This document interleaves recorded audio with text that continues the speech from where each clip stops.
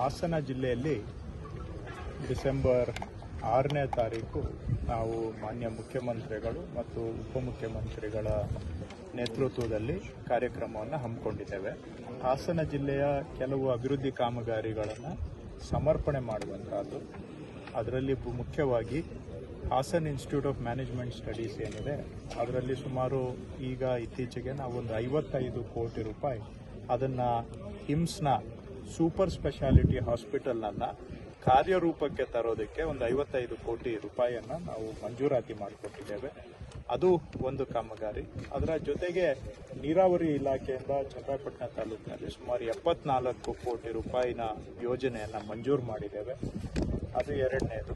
ಮೂರನೇದು ಕಂದಾಯ ಇಲಾಖೆಯಿಂದ ಹಾಸನದಲ್ಲಿ ಏನು ತಾಲೂಕು ಕಚೇರಿ ಭಾಳ ವರ್ಷಗಳಿಂದ ನೆನಗುದಿಗೆ ಬಿದ್ದಿದ್ದನ್ನು ಈಗ ಸಂಪೂರ್ಣಗೊಳಿಸಿದ್ದೇವೆ.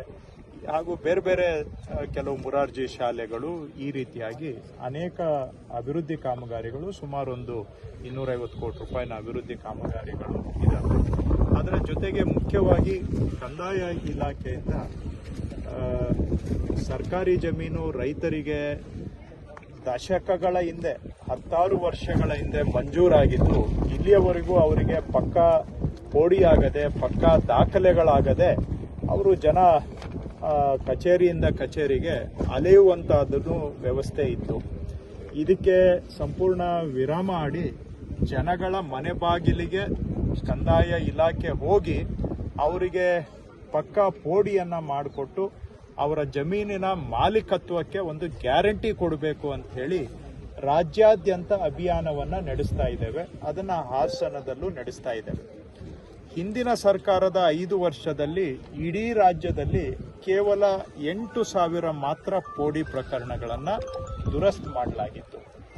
ನಮ್ಮ ಸರ್ಕಾರ ಈ ವರ್ಷ 2025 ಜನವರಿಯಿಂದ ರಾಜ್ಯಾದ್ಯಂತ ನನ್ನ ಭೂಮಿ ಅಂಥೇಳಿ ಪೋಡಿ ಮಾಡಿಕೊಡ್ತಕ್ಕಂತಹ ಅಭಿಯಾನವನ್ನು ಆರಂಭ ಮಾಡಿ ನವೆಂಬರ್ವರೆಗೆ ಸುಮಾರು 1,50,000 ಮಂಜೂರಿದಾರ ರೈತರಿಗೆ ನಾವು ಪೋಡಿಯನ್ನು ಮಾಡಿಕೊಟ್ಟಿದ್ದೇವೆ. ಅವ್ರಿಗೆ ಹಿಂದೆ ಸರ್ಕಾರದ ಜಮೀನು ಮಂಜೂರಾಗಿದ್ದಕ್ಕೆ ಪಕ್ಕಾ ಪೋಡಿಯನ್ನು ಮಾಡಿಕೊಟ್ಟಿದ್ದೇವೆ. 1,50,000 ಗುರಿಯನ್ನು ಮುಟ್ಟಿದ್ದೇವೆ ಜನವರಿಯಿಂದ ನವೆಂಬರ್ ನಡುವೆ. ಇದಕ್ಕೆ ಈ ಹಿಂದೆ ಹೋದ ಸರ್ಕಾರದಲ್ಲಿ 5 ವರ್ಷ ತಗೊಂಡ್ರೆ 8,000 ಆಗಿತ್ತು.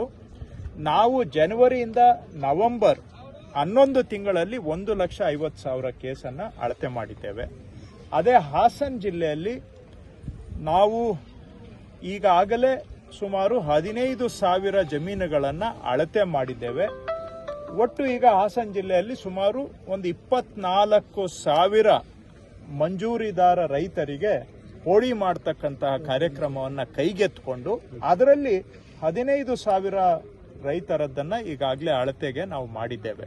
ಸೊ ಹಾಸನ ಜಿಲ್ಲೆಯಲ್ಲಿ 15,000 ಆಗಿದೆ ಅಳತೆ, ರಾಜ್ಯದಲ್ಲಿ 1,50,000 ಅಳತೆ ಆಗಿದೆ. ಸೊ ಇವುಗಳನ್ನು ಜನಗಳಿಗೆ ಸಮರ್ಪಣೆ ಮಾಡುವ ಉದ್ದೇಶದಿಂದ ಈ ಕಾರ್ಯಕ್ರಮವನ್ನು ಇಟ್ಕೊಂಡಿದ್ದೇವೆ. ನೀವು ಹಾಸನ ಜಿಲ್ಲೆಯದ್ದೇ ಹೋಲಿಕೆ ಮಾಡೋದಾದರೆ ಕಳೆದ 14 ವರ್ಷ ತಗೊಂಡ್ರೂ ಕೂಡ ಕಳೆದ 14 ವರ್ಷದಲ್ಲಿ ಹಾಸನದಲ್ಲಿ ಪೋಡಿ ಆಗಿದ್ದು 2,444 ರೈತರದ್ದು. 14 ವರ್ಷದಲ್ಲಿ ಹಾಸನ ಜಿಲ್ಲೆಯಲ್ಲಿ ಪೋಡಿ ಆಗಿದ್ದು 2,444.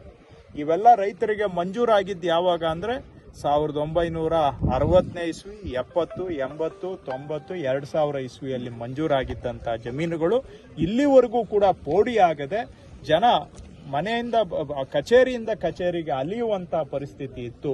ಅದಕ್ಕೆ ವಿರಾಮ ಕೊಡೋ ಉದ್ದೇಶದಿಂದ ನಾವು ಈ ಪೋಡಿ ಅಭಿಯಾನ ಆರಂಭ ಮಾಡಿದ್ದೇವೆ.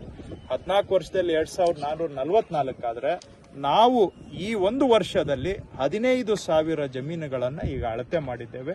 ಇನ್ನೂ 10,000 ಜಮೀನನ್ನು ಇನ್ನೊಂದು 2 ತಿಂಗಳಲ್ಲಿ ಅಳತೆ ಮಾಡಿಕೊಡ್ತೇವೆ. ಸೊ ಇದನ್ನು ಸಮರ್ಪಣೆ ಮಾಡಬೇಕು ಅನ್ನೋ ಉದ್ದೇಶದಿಂದ ಈ ಕಾರ್ಯಕ್ರಮವನ್ನು ನಾವು ಹಮ್ಮಿಕೊಂಡಿದ್ದೇವೆ. ಸರ್ಕಾರ ಜನಪರವಾಗಿ ಮಾಡಿರುವಂತಹ ಕೆಲಸ ಒಂದು ಪ್ರಜಾಪ್ರಭುತ್ವದ ವ್ಯವಸ್ಥೆಯಲ್ಲಿ ಜನಗಳಿಗೆ ಸಮರ್ಪಣೆ ಮಾಡುವಂತಹದ್ದು ಕೂಡ ನಿಮ್ಮ ಸರ್ಕಾರ ಕೆಲಸ ಮಾಡ್ತಾ ಇದೆ.